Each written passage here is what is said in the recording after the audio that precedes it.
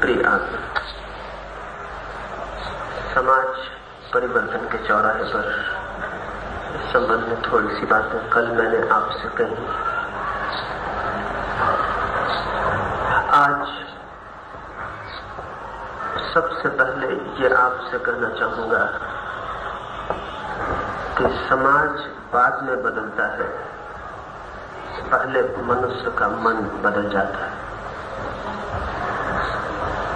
और हमारा दुर्भाग्य है कि समाज तो परिवर्तन के करीब पहुंच रहा है, लेकिन हमारा मन बदलने को बिल्कुल भी राजी नहीं।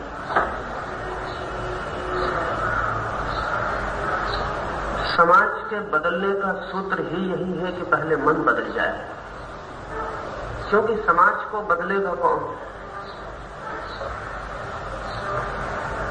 चेतना बदलती है पहले, व्यवस्था बदलती है बाद में, लेकिन हमारी चेतना बदलने को बिल्कुल भी तैयार नहीं। और बड़ा आश्चर्य तो तब होता है कि वे लोग जो समाज को बदलने के लिए उत्सुक हैं, वे भी चेतना को बदलने के लिए उत्सुक नहीं। शायद उन्हें पता ही नहीं कि चेतना के बिना बदले समाज कैसे बदलेगा। और अगर चेतना के बिना बदले समाज बदल भी गया तो वो बदलाहट वैसी ही होगी जैसा आदमी न बदले और सिर्फ वस्त्र बदल जाए, कपड़े बदल जाए। बहुत ऊपरी होगी और हमारे भीतर प्राणों की धारा पुरानी ही बनी रहेगी। इस देश का मन समझना जरूरी है, तभी उस मन को बदलने की बात भी हो सकती है, क्योंकि जिसे बदलना हो उसे ठीक से समझ लेना आवश्यक है। इस देश का मन अब तक कैसा था, क्योंकि उस मन के कारण ही ये देश जैसा रहा वैसा रहा। ये देश अगर नहीं बदला 5000 वर्षों तक, अगर इस देश में कोई क्रांति नहीं हुई, तो कारण इसकी चेतना में कुछ तत्व थे जिनके कारण क्रांति असंभव हो गई, और वे तत्व अभी भी मौजूद हैं। इसलिए क्रांति की बात सफल नहीं हो सकती जब तक वे तत्व भीतर से टूट ना जाएं। जैसे इस देश का मन, मानस, प्रतिभा पूरे अतीत के इतिहास में विचार पर नहीं, विश्वास पर आधारित रही। और जो देश, जो मन, जो चेतना विश्वास पर आधारित होती है, वो अनिवार्य रूप में अंधी हो जाती है।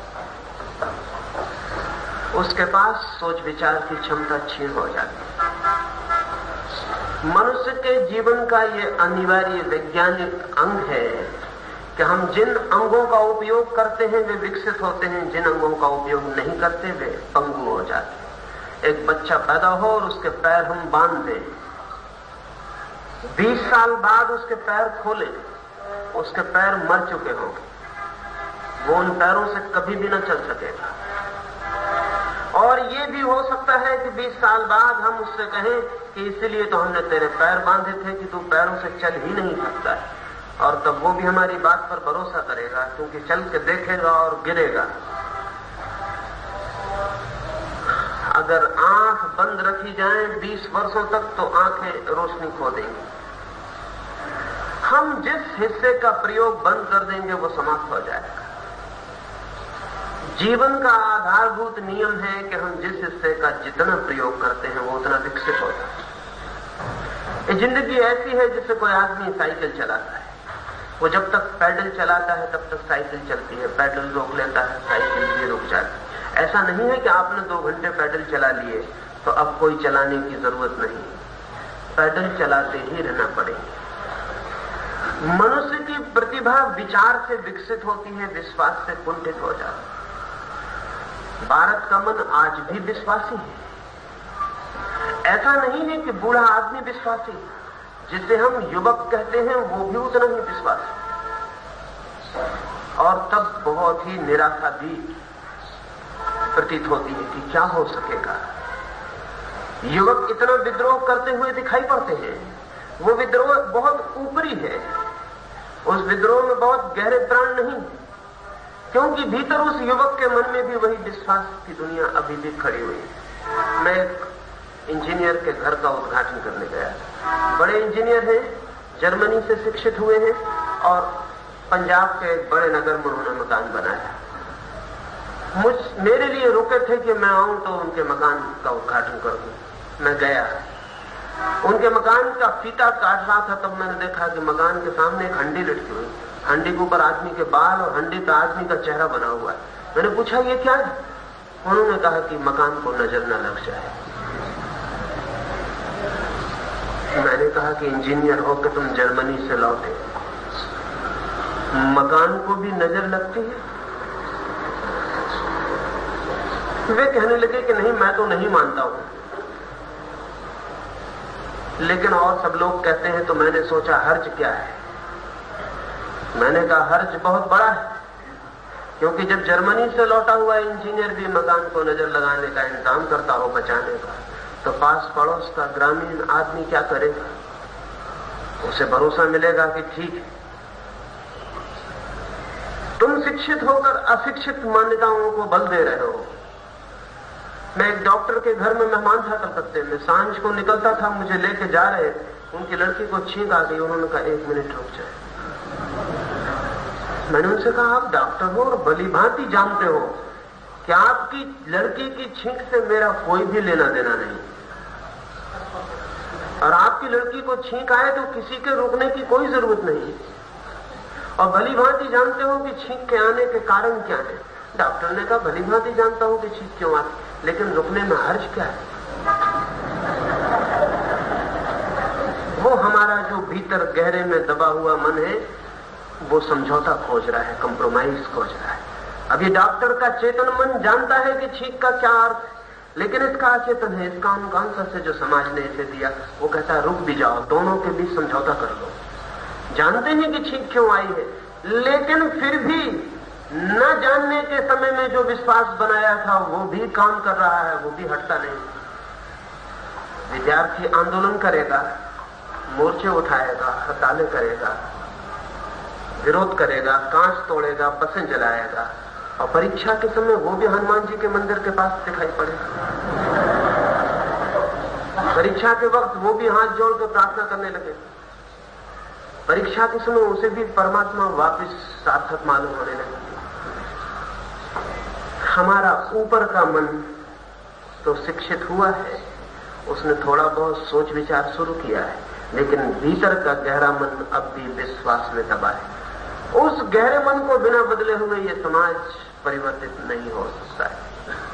क्यों? क्योंकि विश्वास के अपने नियम, विचार के अपने नियम। विचार में विद्रोह छिपा है सदा। विचार विद्रोही है। आप विचार करेंगे तो विद्रोही हो ही जाएंगे।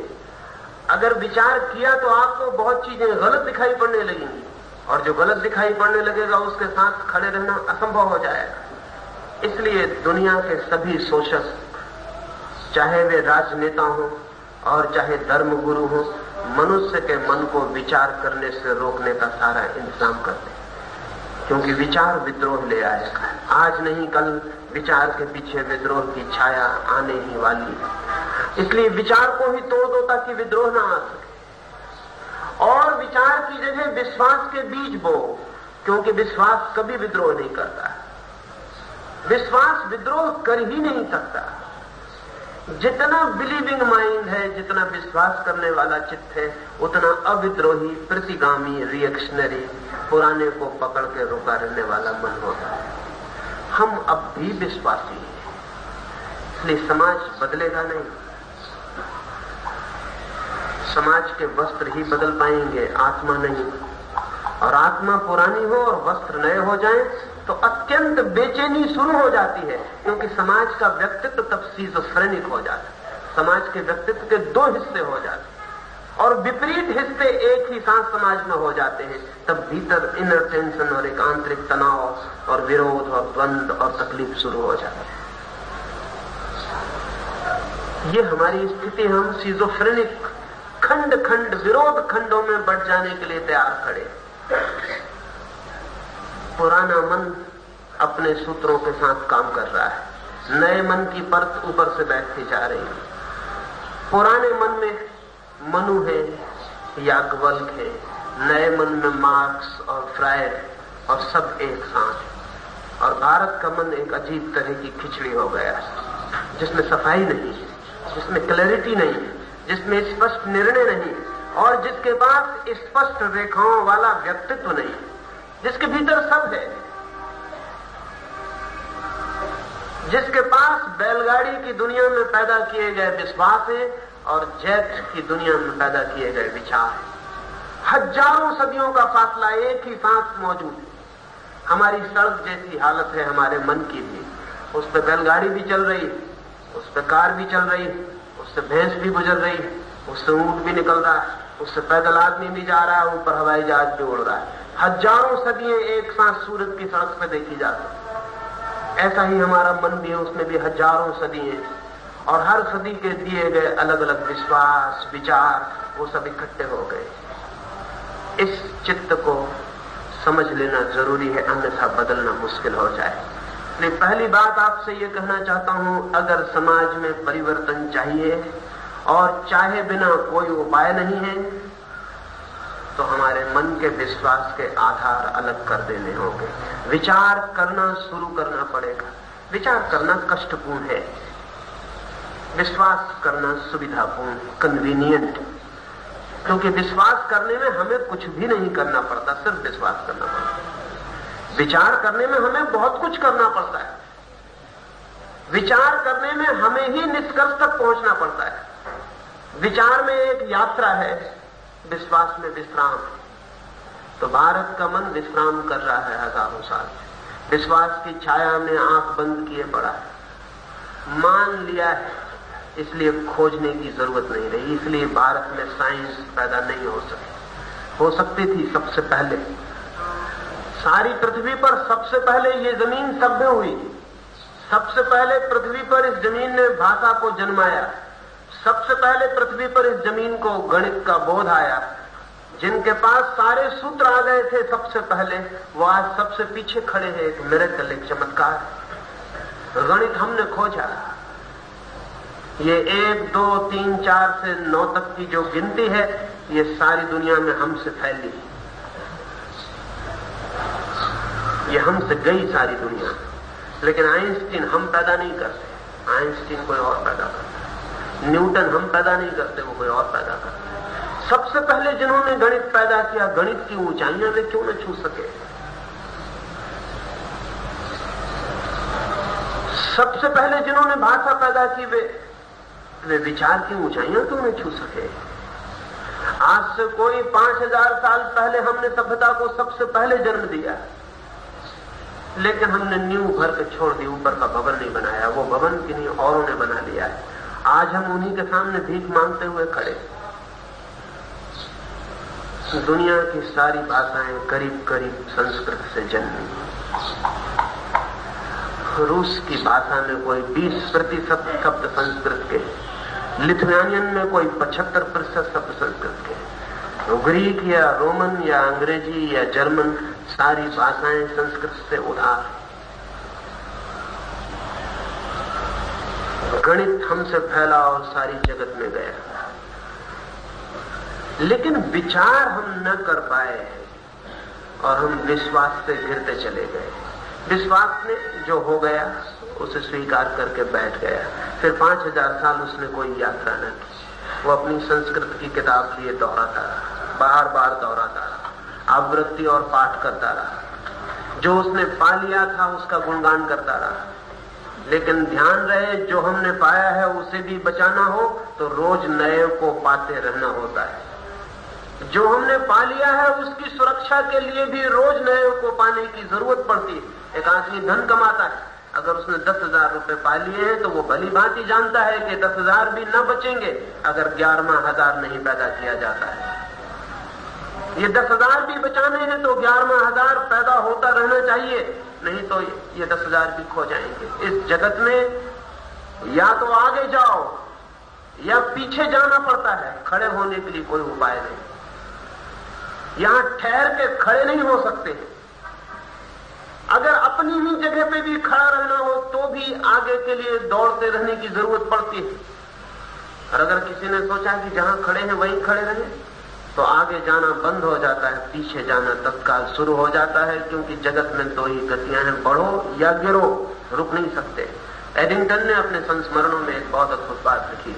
उसने लिखा है कि मैं सारी भाषा में खोजबीन करके एक शब्द को बिल्कुल झूठ पाया, और वो शब्द है रेस्ट, विश्राम।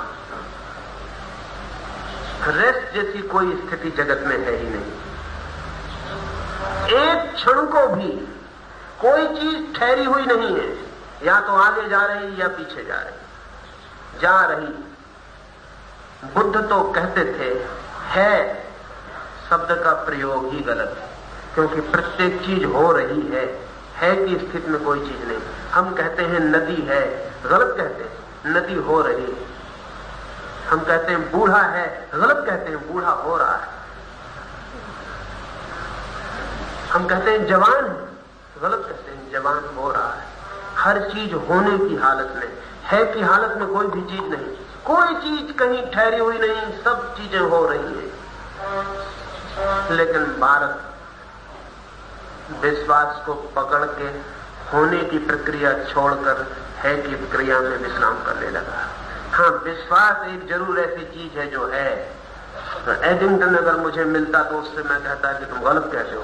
एक चीज है जो रेस्ट में सदा रहती है, वो है बिलीफ। वो कभी होती नहीं, वो जहां है वहीं रहती है।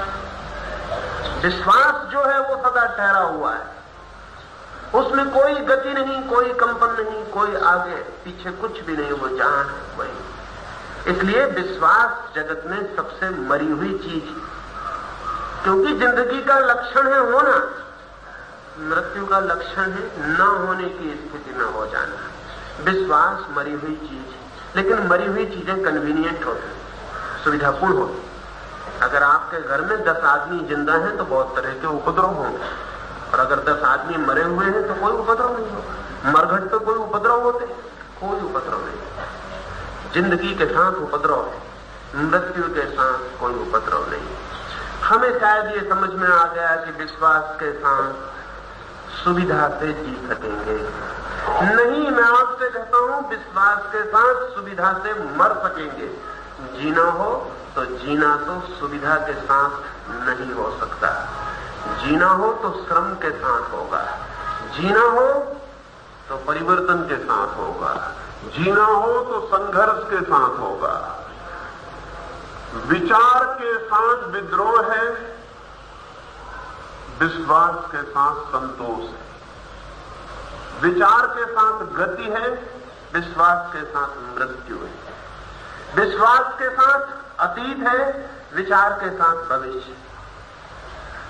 हमें भारत के मन से विश्वास का जड़ें उखाड़ के फेंक देनी पड़े तो हम विचार का बीज बो सकते हैं, अन्यथा नहीं संभव हो पाएगा। और अगर हमने विश्वास की जड़ें भीतर रहने दी और ऊपर से विचार के बीज बो दिए तो वो जो भारत का गहरा विश्वासी मन है वो विचार पर भी विश्वास कर लेता है।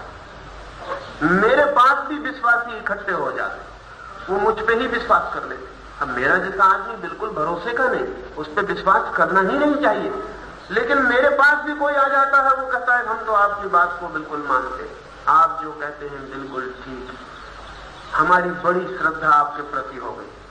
अब बड़ा खतरा है, मैं श्रद्धा उखाड़ने की कोशिश में लगा, कोई मुझ पे ही श्रद्धा करने। वो जो उसके भीतर विश्वास वाला चित्त है वो कहता है ठीक है चलो दूसरा विश्वास छोड़ते हैं, आपको ही पकड़ लेते हैं। इसलिए इस देश में विचार करने वाले लोग पैदा न हुए हों ऐसा नहीं है, लेकिन ये देश इतना गहरा विश्वास से भरा है कि विचार करने वाले लोगों को आत्मसात कर जाता है, उनको पी जाता है। बुद्ध पैदा हुए, बुद्ध जैसा विचार करने वाला पृथ्वी पर मुश्किल से कभी कोई पैदा होता है। हम बुद्ध को भी पी गए। बुद्ध ने कहा कोई भगवान नहीं है, हमने कहा कि तुम ही भगवान। बुद्ध ने कहा कोई मूर्तियां मत बनाना, किसी की पूजा मत करना, कोई पूज्य नहीं है। हमने बुद्ध की इतनी मूर्तियां बनाई जितनी दुनिया में किसी आदमी की नहीं। बुद्ध की एक एक मंदिर है ऐसे आज पृथ्वी पर जिनमें 10-10 हजार मूर्तियां हैं।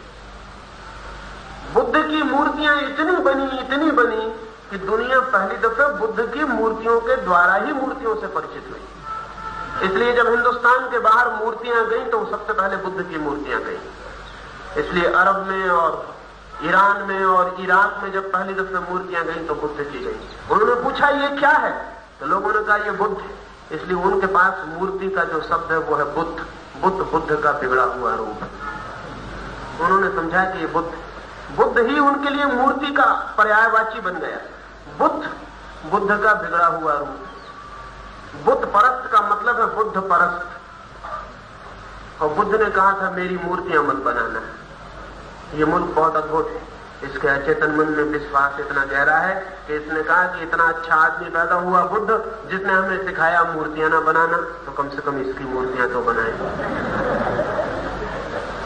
इसकी तो पूजा करेंगे। बुद्ध ने कहा किसी की शरण में मत जाना, क्योंकि जो किसी की भी शरण में जाता है वो आत्मघाती है। हमने कहा बुद्धम शरणम गच्छामि, हम बुद्ध की ही शरण में जाते हैं, क्योंकि तुमने हमें ज्ञान दिया, तुमने हमें जगाया, अब हम तुम्हारी शरण में आते, इसे तोड़ना पड़े।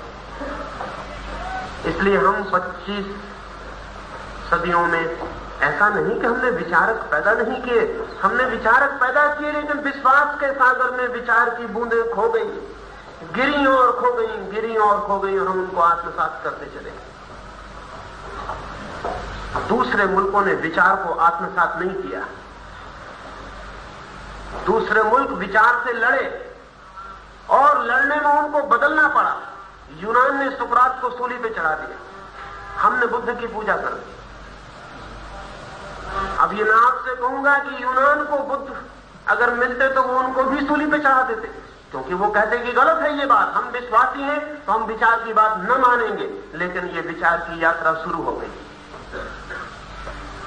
अगर हमने बुद्ध से कहा होता कि हम श्रद्धालु लोग हैं, हम तुम्हारी बात न मानेंगे, तो भी अच्छा होता है, क्योंकि न मानने के लिए भी विचार करना पड़ता है। हमने कहा हम विश्वासी लोग हैं, आप जो कहते हो विश्वास के खिलाफ, हम इसको भी मान लेंगे, हम आपकी भी पूजा करेंगे। हमने एक तीर्थंकर को गोली न मारी, हमने एक बुद्ध को सूली पर न चढ़ाया, क्योंकि हम उनको आत्मसात कर गए। यूनान ने सुकरात को जहर पिला दिया, जेरूसलम ने जीसस को सूली पर लटका दिया। लड़े वो बुरी तरह, उन्होंने कहा हम विश्वासी हैं, हम तुम्हारी बात कैसे मानेंगे। लेकिन इस लड़ने में उनको विचार में पड़ जाना पड़ा, और यूनान में पहली दफे विज्ञान का जन्म हो गया। सुकरात को यूनान अभी तक नहीं पचा पाया, लेकिन हम पचा गए सबको। ये हमारा दुर्भाग्य सिद्ध हुआ। बुद्ध जैसे आदमी को भी हमने अवतार बना दिया कि तुम भी भगवान हो, हम तुम्हारी भी पूजा करेंगे, बैठो मंदिर में, हमें परेशान मत करो, हम जैसे हैं हम वैसे ही रहेंगे। ये हमारी जो प्रतिभा है, विचार को पचा जाने की, इस प्रतिभा के प्रति जागना पड़ेगा। ये बहुत महंगी पड़ गई, इसे हटाना पड़ेगा, इसे मिटाना पड़ेगा, इसे जड़मूल से उखाड़ना पड़ेगा। लेकिन जो न्यस्त स्वार्थ है, वेस्टेड इंटरेस्ट है, उनके पक्ष में है ये बात। उनको ये बहुत रुचिकर, ये बहुत हितकर। नेता नहीं चाहता कि अनुयायी कभी भी सोचे, क्योंकि अगर अनुयायी सोचेगा तो नेता कहां होगा फिर। जिस दिन अनुयायी खुद सोचेगा उस दिन नेता की कोई जगह नहीं रह जाती। असल में अनुयायी नहीं सोचता, इसलिए नेता के सोचने को मौका मिलता है, नेतृत्व मिलता है। जिस दिन अनुयायी सोचेगा उस दिन नेता से कहेगा आप जाइए, जो काम आप हमारे लिए करते थे वो हमने खुद ही करना शुरू कर दिया है। अगर धार्मिक सोचेगा तो धर्म गुरु का क्या होगा।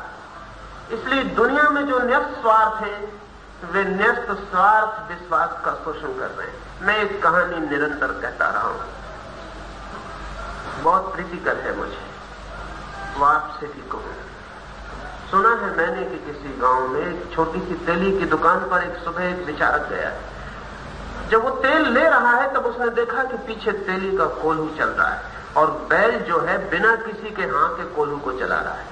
उस विचारक को बड़ी हैरानी हुई। हम गए होते हमें कोई हैरानी ना होती, हम देखते ही ना, हमें पता भी नहीं चलता कि क्या हो रहा है, हम सवाल भी ना उठाते, क्योंकि सवाल विश्वासी आदमी कभी भी नहीं उठाता।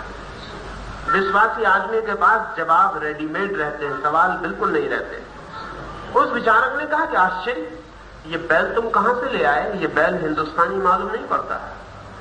हिंदुस्तान में तो चपरासी से लेकर राष्ट्रपति तक को जब तक कोई पीछे से हाँके ना, कोई चलता ही नहीं। ये बैल तुम्हें कहां मिल गया? ये बैल तुमने कहां से खोज लिया? इसे कोई चला नहीं रहा और बैल कोल्हू चला रहा है। उस तेली ने कहा कि नहीं, आपको पता नहीं, चला रहे हैं हम ही इसे भी, लेकिन तरकीबें जरा सूक्ष्म और परोक्ष, इनडायरेक्ट। उस विचारक ने कहा कि मुझे जरा ज्ञान दो, क्या तरकीब है?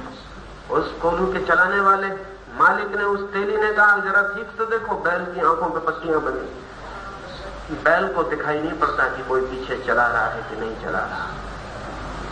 आंख पे पट्टियां बांधी। जब भी किसी से कोल्हू चलवाना हो तब पहला नियम है उसकी आंख पे पट्टी बांध दो। विश्वास आंख पे पट्टी बांधना है।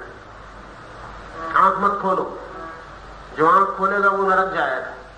जो आंख बंद रखेगा उसके लिए स्वर्ग और बहिष्ठ में सब इंसान। आंख पे पट्टी बांध दो। डरा दो कि आंख खोली तो भटक जाओगे, आंख बंद रखो। इसलिए ग्रंथ कहते हैं कि संदेह किया तो भटक जाओगे, विश्वास रखो।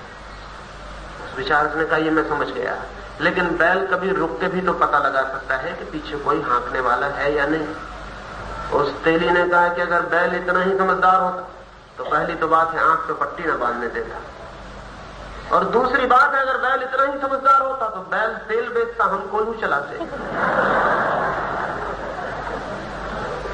हमने काफी सोच विचार किया है, तभी बैल कोल्हू चला रहा और हम दुकान चला रहे हैं। हमने बैल के गले में घंटी बांध रखी, जब तक बैल चलता रहता है घंटी बजती रहती है और मैं जानता हूं कि बैल चल रहा है। जैसी घंटी रुकी कि हमने छलांग लगाई और बैल को हाँका। बैल को पता नहीं चल पाता कि पीछे आदमी नहीं था। घंटी बंधी है। विचारक ने कहा ठीक है, घंटी मुझे भी सुनाई पड़ रही। एक आखिरी सवाल और, तेरा बैल कभी खड़े होकर सिर हिला के घंटी नहीं बजाता रहता?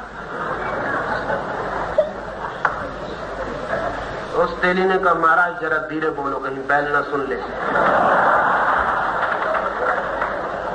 और आप दोबारा से कहीं और से तेल ले लेना, ये महंगा सौदा है। ऐसे आदमियों का आना जाना ठीक नहीं। हमारी दुकान बड़े मजे से चल रही, कहां की फिजूल की बातें उठाते हो? आदमी कैसे हो? कैसे बेकार के सवाल पूछते हो? कुछ है जिनका स्वार्थ है कि आदमी अंधा रहे, कुछ है जिनका स्वार्थ है कि आदमी की आंख में खुल जाए। और मजा यह है कि जिन पर हम भरोसा करते हैं वे ही कुछ नेता, गुरु, मंदिर, मस्जिद, वे ही जिनके हम पैर पकड़े, उनका ही न्यस्त स्वार्थ है कि आदमी में विचार पैदा न हो। इसलिए वे विचार की हत्या करते चले जाते हैं। वे जितनी हत्या करते हैं उतने जोर से हम पैर पकड़ते हैं, हम जितने जोर से पैर पकड़ते हैं उतने जोर से हत्या हो जाती है। ये चलता रहा है। इसे तोड़ने की तैयारी भारत को दिखानी पड़े। जिस चौराहे पे हम खड़े हैं, अगर वहां से हम विश्वास लेकर ही आगे बढ़े तो हमारा कोई भविष्य नहीं है। इस चौराहे से हमें विचार लेकर आगे बढ़ना होगा। निश्चित ही विचार और विश्वास की प्रक्रियाएं बुनियादी रूप से अलग है, इसलिए प्रक्रियाओं के भेद को समझ लेना चाहिए।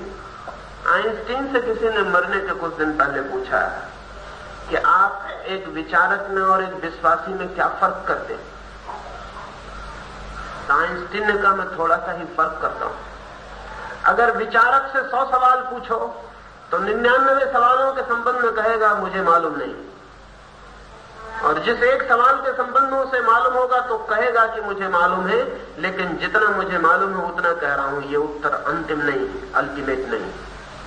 कल और भी मालूम हो सकता है और तब उत्तर बदल सकता है। विचार करने वाले के पास बंधे हुए अंतिम उत्तर नहीं हो सकते। विचार करने वाले के पास सभी प्रश्नों के उत्तर नहीं हो सकते। जिंदगी बहुत जटिल है और जिंदगी बहुत गहरा बहस है और जिंदगी में बहुत कुछ अज्ञात और अनंत है। विचार करने वाले को दिखाई पड़ता है कि अज्ञान बहुत बड़ा है, ज्ञान बहुत छोटा है। जैसे अमावस की अंधेरी रात में एक हाथ में मिट्टी का छोटा सा दिया है, चारों तरफ घनघोर अंधेरा है, और छोटा सा मिट्टी का दिया, और वो ज्योति भी प्रतिपल बुझी बुझी होती है, हवा के झोंके आते हैं और ज्योति बुझने को होती है और अंधेरा बढ़ने को होता है। प्रतिपल अंधेरा चारों तरफ से ज्योति को घेरे हुए। मजा यह है कि उस ज्योति में सिवाय अंधेरे के और कुछ भी दिखाई भी नहीं पड़ता। विचार के पास अंतिम उत्तर नहीं हो सकते।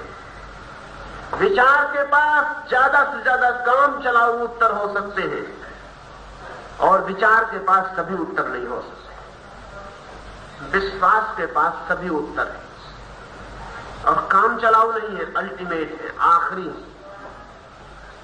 विश्वास के लिए सब मालूम है, कुछ अज्ञात नहीं है, कोई रहस्य नहीं है। उसे परमात्मा का घर ठिकाना भी पता है, स्वर्ग और नरक की गहराई और लंबाई और चौड़ाई भी पता है, उसे सब पता है। विश्वासी परम ज्ञानी और विचारक परम अज्ञानी। इसलिए हमारे अहंकार को विश्वास में तो मजा आता है, विचार में तकलीफ होती है, क्योंकि विश्वास करके हम भी परम ज्ञानी हो जाते। विश्वास करके हमारे पास भी सभी उत्तर आ जाते, हर चीज का उत्तर है। और विचार करके हमारे जो बंधे बनाए उत्तर थे वे भी खिसक जाते और धीरे धीरे हाथ खाली हो जाते। लेकिन ध्यान रहे, झूठे परम उत्तर, झूठे अंतिम उत्तर सच्चे काम चलाऊ उत्तरों से भी बेकार, उनका कोई मूल्य नहीं। इसलिए हिंदुस्तान को सब पता है और फिर भी कुछ पता नहीं। परमात्मा का पता है, ब्रह्म का पता है, माया का पता है, गेहूं पैदा करना पता नहीं। स्वर्ग नरक सब पता है, साइकिल का पंचर जोड़ना पता नहीं। छोटी छोटी चीजें पता नहीं और बड़ी बड़ी सब चीजें पता है। शक होता है, क्योंकि बड़ी चीजें तभी पता हो सकती हैं जब छोटी चीजों की सीढ़ियों से चढ़ा गया हो। लेकिन बड़ी चीजों के पता होने का सिर्फ एक ही कारण है कि उनके जांच का कोई उपाय नहीं है। उनकी प्रयोगशाला में कोई परीक्षा नहीं हो सकती कि तुम्हारा ब्रह्म कहां है, कि तुम्हारा स्वर्ग कहां है, उसकी कोई चूंकि जांच नहीं हो सकती, इसलिए मजे से पता है। और फिर जिसको जो पता है, मुसलमान अपना पता रखे, हिंदू अपना, जैन अपना। महावीर के अनुयायी उस समय में कहते थे 3 नरक, बुद्ध के अनुयायी कहते थे 7 नरक, और बुद्ध के अनुयायी महावीर के अनुयायियों से कहते थे कि तुम्हारा तीर्थंकर ज्यादा गहरे नहीं जा पाया, अभी 3 का ही पता लगा पाया। मखली गोसाल के अनुयायी कहते थे तुम दोनों के तीर्थंकर ज्यादा गहरे नहीं गए, 700 नरक है। हमारा गुरु 700 नरकों तक का पता लगा क्या है। अब ये मजा ऐसा है कि इसकी कोई जांच तौल नहीं हो सकती कि 3 है कि 7 है कि 700 है कि 7000। ये बच्चों का खेल हो गया, कहानियां गढ़ना हो गया। ये कहानियां गढ़ी जा सकती और हजारों साल तक चल सकती, लेकिन इनसे जिंदगी का कोई हित नहीं होता। ज्ञान भी सीढ़ियों से यात्रा करता है, और ज्ञान भी पहले जो क्षुद्रतम है उसे जानता है, तब विराटतम को जान पाता है। विचार की प्रक्रिया जो निकट है उसे जानने से शुरू होती है, विश्वास की प्रक्रिया जो दूर है उसे मानने से शुरू होती है। विचार की प्रक्रिया जो हाथ के पास है उसे पहचानने से शुरू होती है, विश्वास की प्रक्रिया जो अंतहीन किसी दूर असीम कोने पर खड़ा है उसे मानने से शुरू होती है। उसकी जांच का कोई उपाय नहीं होता। इसलिए विश्वासी कौन एक्सपेरिमेंटल नहीं हो पाती, प्रयोगात्मक नहीं हो पाती, क्योंकि प्रयोग तो हाथ के पास किया जा सकता है, दूर का प्रयोग नहीं किया जा सकता। विचार करने वाली कौन प्रयोगात्मक हो पाती है। प्रयोग से विज्ञान का जन्म होता है, विज्ञान को हम जन्म नहीं दे पाए, और बिना विज्ञान के इस देश का कोई भविष्य नहीं है। लेकिन एक बात ठीक से समझ लें, जो बुनियादी सवाल उठेगा, साइंटिफिक माइंड, वैज्ञानिक मन और विज्ञान के द्वारा शिक्षित हुआ मन, दोनों में बहुत फर्क है। वैज्ञानिक मन अलग बात, और विज्ञान की शिक्षा लिया हुआ मन बिल्कुल अलग बात है। वो सिर्फ टेक्नीशियन, एक आदमी एमएससी हो जाए, पीएचडी हो जाए, एक आदमी विज्ञान की आखिरी उपाधि पाले तो भी वैज्ञानिक नहीं हो जाता। सिर्फ उसके पास इंफॉर्मेशन होती है, संग्रह होता है। लेकिन चित्त का वैज्ञानिक होना बहुत दूसरी बात है। ये हो सकता है कि ये आदमी फिर भी विश्वासी हो और विश्वास ही करता चला जाए, ये विज्ञान की किताबों पर भी विश्वास कर ले, इसे जो पढ़ाया जाए वो मान ले कि आर्किमिडीज ठीक है, न्यूटन ठीक है, आइंस्टीन ठीक, कल कहता था कृष्ण ठीक है, महावीर ठीक है, बुद्ध ठीक है। जिस तरह श्रद्धा पूर्वक उन्हें स्वीकार करता था उसी तरह श्रद्धा पूर्वक आइंस्टीन को स्वीकार कर ले तो ये विज्ञान का स्नातक हो जाएगा, लेकिन वैज्ञानिक न हो पाएगा। इसलिए हम हिंदुस्तान में एक बड़ी भूल में पड़ रहे हैं। हिंदुस्तान को साइंटिफिक माइंड की जरूरत है और हम सोच रहे हैं कि हम यूनिवर्सिटी से साइंस के ग्रेजुएट निकाल के काम पूरा कर लेंगे। वो पूरा नहीं होने वाला, क्योंकि वो जो साइंस का ग्रेजुएट है वो भी यूनिवर्सिटी से निकल के घोड़े पे बैठ के दूल्हा बन जाता है, वो भी बैंड बाजा बजाता हुआ शादी करने चला जाता है, वो भी जन्म कुंडली दिखा के तिथि निकलवा लेता है, वो भी हाथ की रेखा दिखलवा के पूछता है कि परीक्षा पास होऊंगा कि नहीं, धन मिलेगा कि नहीं। तो ये जो आदमी है ये स्नातक हो जाएगा, ये विज्ञान की परीक्षा पास कर लेगा, लेकिन वैज्ञानिक होना बहुत दूसरी बात है। और विज्ञान के स्नातकों से देश नहीं बदलेगा, वैज्ञानिक चित्त से देश बदलेगा। वैज्ञानिक चित्त का मतलब है तर्क करने वाला चित्त, प्रश्न पूछने वाला चित्त, जल्दी से उत्तर मान लेने वाला चित्त नहीं, जब तक पूछ सके पूछने वाला चित्त, पूछता ही जाने वाला चित्त। लेकिन हमने हजारों साल से ऐसे चित्त की गर्दन काट दी। सुना है मैंने कि जनक ने एक बहुत बड़ा आयोजन किया था, उस जमाने के सारे ज्ञानियों को इकट्ठा किया था। उस दिन इस मुल्क के भाग्य का फैसला हो गया था, इस चौरस्ते पर उस फैसले को फिर से बदलने की जरूरत आ गई। जनक के जमाने के जितने ज्ञानी थे उसने इकट्ठे किए थे। उसने 1000 गायें अपने द्वार पर खड़ी कर रखी थी, उन गायों के सींगों पर सोना चढ़ा दिया था, हीरे जड़ दिए थे और कहा था कि जो सबसे ज्यादा ज्ञानी होगा वो इन गायों को ले जाएगा। बड़े बड़े ज्ञानी आए, बड़े बड़े पंडित आए, विचारक आए, सभा में बड़ा विवाद हुआ।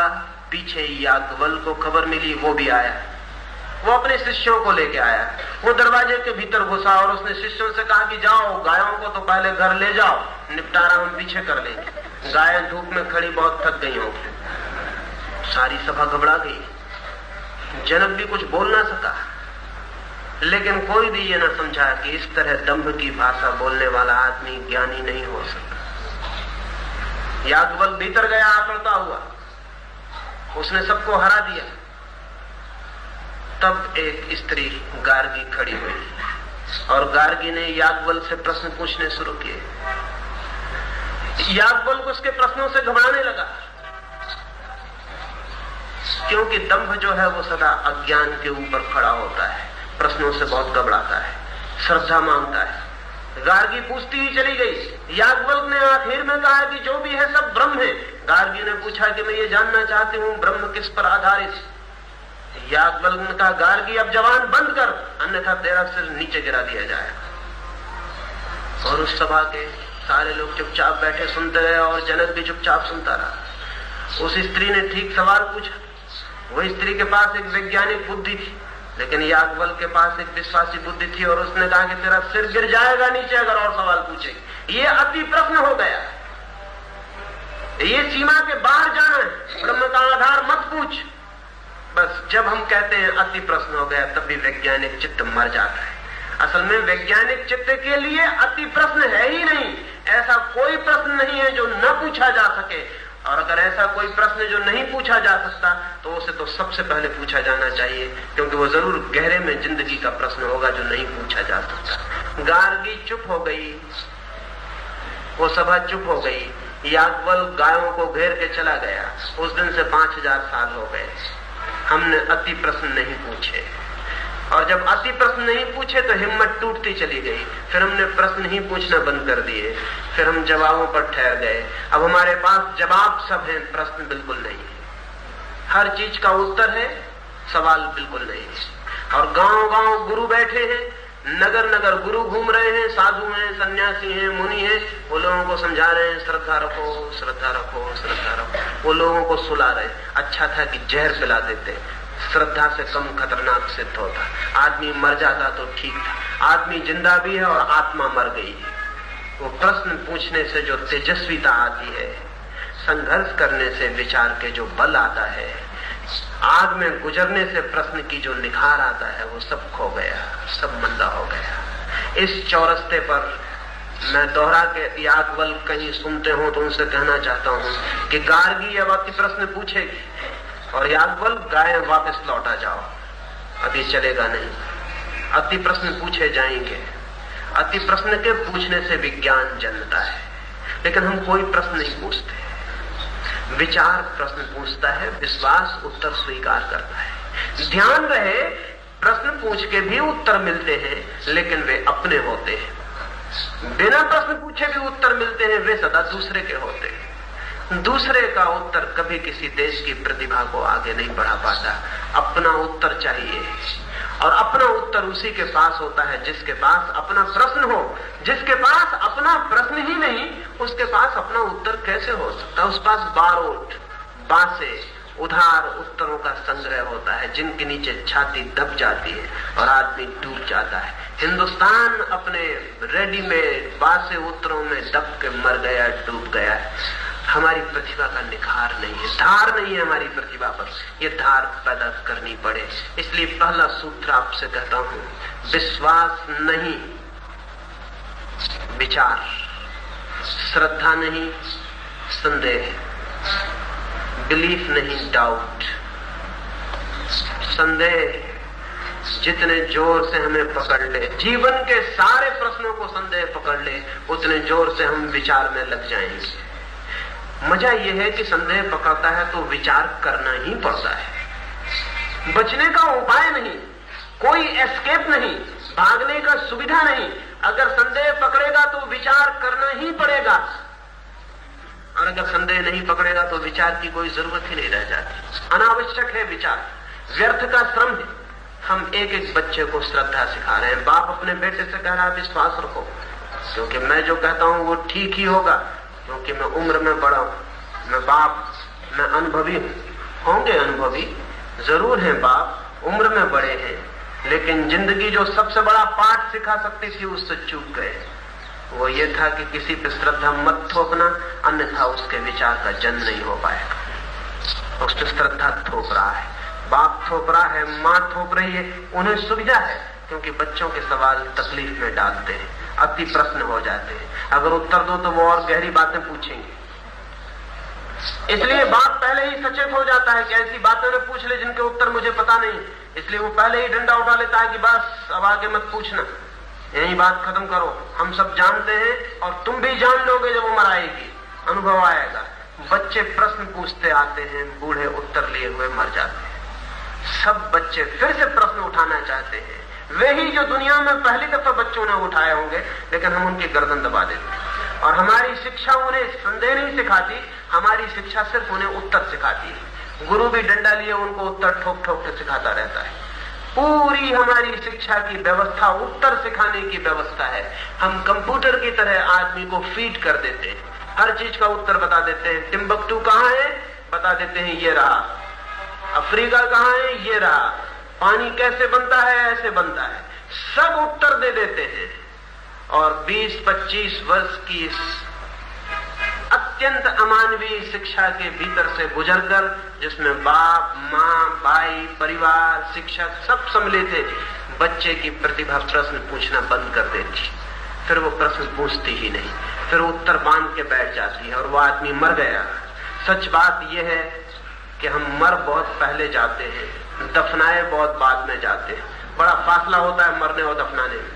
बहुत कम सौभाग्यशाली लोग हैं जो उसी दिन मरते हैं जिस दिन दफनाए जाते हैं। कोई 30 साल में मर जाता है, कोई 25 साल में दफनाता है, कोई 70 साल में दफनाया जाता है, कोई 80 साल में। अभी अमेरिका के हिस्पियों ने एक छोटा सा नारा दिया है, वो नारा मुझे बहुत प्रीतिकर लगा। वो नारा बहुत अजीब। उन्होंने नारा दिया है कि 30 साल के ऊपर के आदमी का भरोसा मत करना, क्योंकि 30 साल के ऊपर के आदमी के जिंदा होने का ही सबूत नहीं, वो आमतौर से मर गया होता है। इसमें सच्चाई है। ये बात एकदम झूठ नहीं मालूम पड़ती, इसमें सच्चाई है। मार ही डालते हैं हम।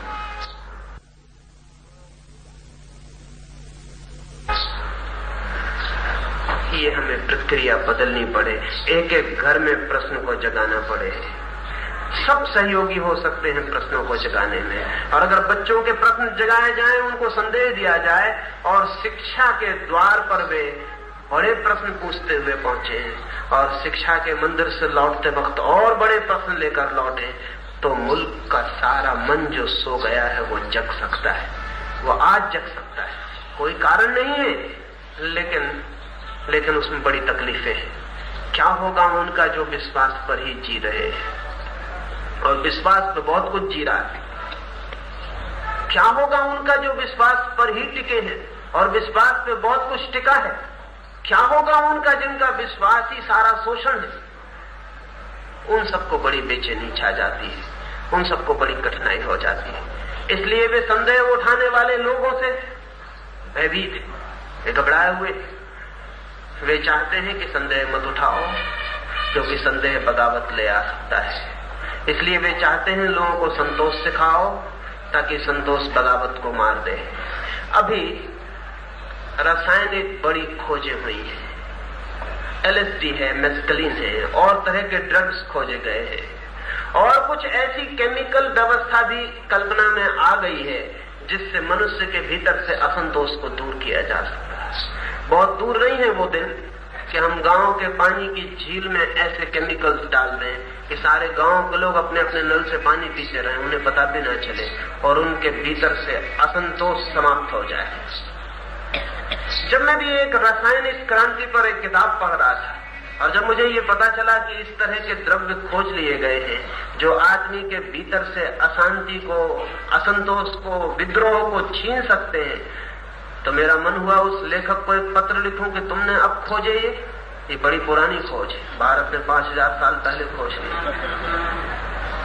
लेकिन हमने आध्यात्मिक तरकीबें खोजी थी, भौतिक तरकीबें नहीं। हम किसी आदमी को कोई इंजेक्शन दे के संतोष नहीं लाना चाहते, हमने संतोष की और भी अच्छी व्यवस्था खोजी थी। हम संतोष ही पिलाते थे बचपन से, हमने इस देश को संतुष्ट ही रखा, हमने उस बिंदु तक न जाने दिया जहां असंतोष शुरू होता है, क्योंकि जहां असंतोष शुरू होता है तो फिर बॉइलिंग पॉइंट बहुत दूर नहीं रहता, फिर उबलने का बिंदु भी पास आएगा और क्रांति होगी।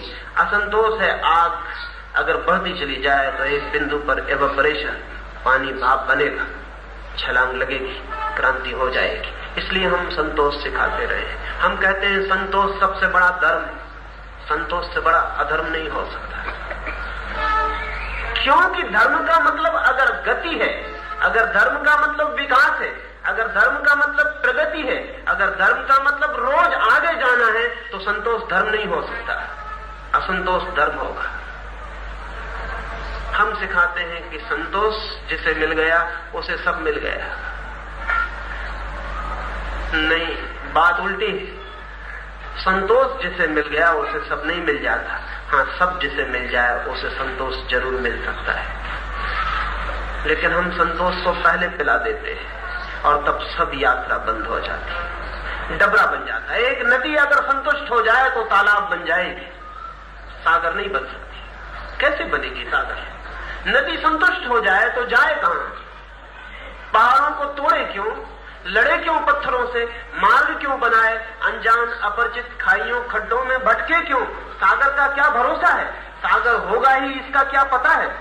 सागर है बहुत दूर, गंगा है गंगोत्री में, सागर है बहुत दूर, इतना लंबा फासला, कोई मार्ग बना नहीं, पक्के सीमेंट रोड नहीं, पत्थर तोड़ने हैं, रास्ता बनाना है, अनजान अपरिचित को जिसका ठिकाना नहीं, कहां है वहां जाना है, कौन जाए? संतोष कर ले गंगा तो गंगोत्री ही रह जाए, फिर गंगा ना बन पाए।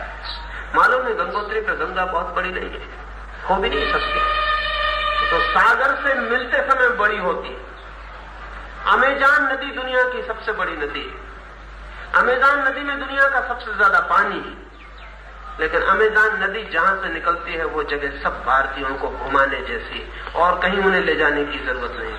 सब भारतीयों को अमेजान नदी के उद्गम स्रोत पर जरूर ले जाके खड़ा कर देने जैसा है। वहां जहां से अमेजान निकलती है वहां से सिर्फ एक एक बूंद टपकती है, और एक एक बूंद के टपकने में भी दो बूंद के बीच में 20 सेकंड का फासला है। एक बूंद गिरती है, फिर 20 सेकंड बाद दूसरी बूंद गिरती है। ये अमेजान नदी का उद्गम स्रोत है। कितना सौभाग्य होता है इस नदी का कि यहीं तृप्त हो जाती है और संतुष्ट हो जाती है। तो ये एक बूंद ही रह जाती,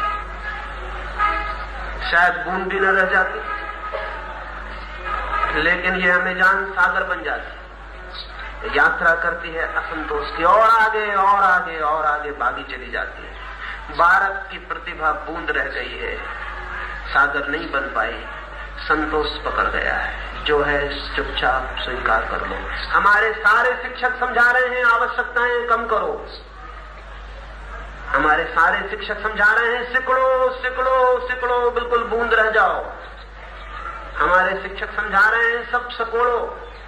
जीवन कहता है फैलो, जीवन कहता है विस्तार करो, जीवन कहता है जाओ दूर को, अनंत को। और हमारे शिक्षक कहते हैं सिकुड़ो, सीमा छोटी करो और छोटी करो, जितनी भी है बड़ी है, और सिकुड़ो और सिकुड़ो और मर जाओ, कब्र में समा जाओ तो परम स्थिति को उपलब्ध हो जाओ। जिंदगी है विस्तार, जिंदगी का सूत्र है विस्तार। यहां सब बड़ा होता है। एक बीज बो दे तो एक वृक्ष पैदा होता है, छोटा सा बीज इतना बड़ा वृक्ष बन जाता है कि 1000 बैलगाड़ियां उसके नीचे विश्राम करें। और एक छोटा सा बीज बो दे तो उस वृक्ष पर अरबों बीज पैदा होते हैं। कितना फैलाव कर दिया एक बीज ने। एक छोटा सा बीज फैल के अरब बीज हो गया। अरब बीज बो दे, फैलता चला जाएगा, फैलता चला जाएगा। जीवन विस्तार, मेरी दृष्टि में ब्रह्म का एक ही अर्थ है, उस शब्द का भी वही अर्थ है। ब्रह्म शब्द का अर्थ है फैलाव, विस्तार, जो फैलता ही चला जाता है, जो रुकता ही नहीं, जो रुकता ही नहीं, जो अंतहीन फैलाव। ब्रह्म शब्द का भी मतलब भी यही है। ब्रह्म का मतलब होता है दी एक्सपेंडिंग। अभी आइंस्टीन के बाद ये पता चला कि विश्व जो है, ब्रह्मांड जो है वो फैल रहा है, वो एक्सपेंड कर रहा है, वो ठहरा हुआ नहीं है। सब तारे अरबों खरबों मील प्रति सेकंड के हिसाब से फैलते चले जा रहे हैं। जैसे कोई हवा का फुग्गा हो, रबर का, और उसको हम हवा भरते जाएं, वो फैलता चला जाए। ऐसा हमारा ये विश्व ठहरा हुआ नहीं है, ये फैलता चला जा रहा है। इसकी सीमाएं रोज बड़ी हो रही हैं। ये अंतहीन फैलाव, जिससे पहली दफे ब्रह्म शब्द सूझा होगा वो आदमी अद्भुत रहा होगा, क्योंकि ब्रह्म का मतलब होता है फैलना, फैलते ही चले जाना, फैलते ही चले जाना। लेकिन कितना अद्भुत है, जिन लोगों ने ब्रह्म शब्द खोजा उन्हीं लोगों ने सिकुड़ने की फिलॉसफी खोजी। वे कहते हैं सिकुड़ते चले जाओ, अपरिग्रह, अनासक्ति, त्याग, वैराग, सिकुड़ो, छोड़ो, जो है उससे भागो और सिकुड़ते जाओ, सिकुड़ते जाओ, जब तक बिल्कुल मर न जाओ तब तक सिकुड़ते चले जाओ। संतोष इसका आधार बना, सिकुड़ना इसका क्रम बना, और भारत की आत्मा सिकुड़ गई और संतुष्ट हो गई। अब जरूरत है कि फैलाव से इस चौराहे पर फैलने का निर्णय लेना पड़ेगा। छोड़ो संतोष, लाओ नए असंतोष, नए डिस्कंटेंट, दूर को जीतने की, दूर को पाने की, दूर को उपलब्ध करने की आकांक्षा को जगाओ, अभीप्सा को जगाओ कि जो भी पाने योग्य है पाकर रहेंगे, जो नहीं पाने योग्य है उसको भी पाकर रहेंगे। तो इस मुल्क की प्रतिभा में प्राण आए, इसके भीतर से कुछ जगे, क्योंकि जब भी कुछ जगता है तब फैलना चाहता है, और जब फैलना नहीं चाहते आप तो सोने के सिवाय कोई उपाय नहीं रह जाता, सो जाता है। अभीप्सा जगानी है, डिस्कंटेंट, असंतोष। कहीं अगस्टीन ने एक शब्द लिखा है, वो मुझे प्रीतिकर हो गया। लिखा है उसने डिवाइन डिस्कंटेंट, लिखा है धार्मिक असंतोष, लिखा है पवित्र असंतोष।